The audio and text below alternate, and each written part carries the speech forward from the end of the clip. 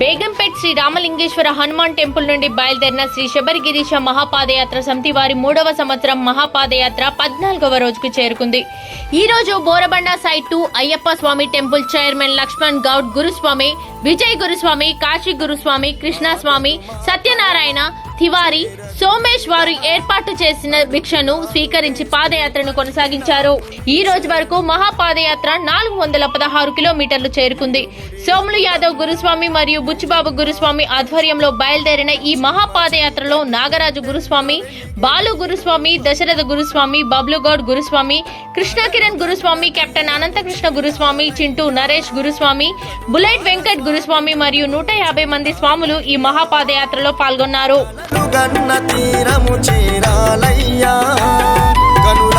స్వామి నిన్ను చూడాలయ్యా, మా శ్రీ శబరిగిరీశ మహాపాదయాత్ర మరవమయ్యా.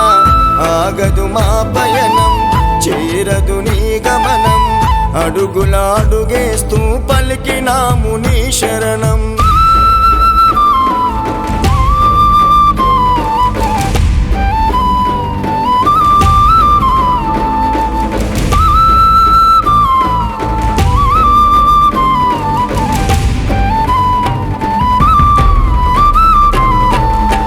తనువుత తలచిన తనివి తీరదు, మనసుతో పిలిచిన పలకవెందుకు.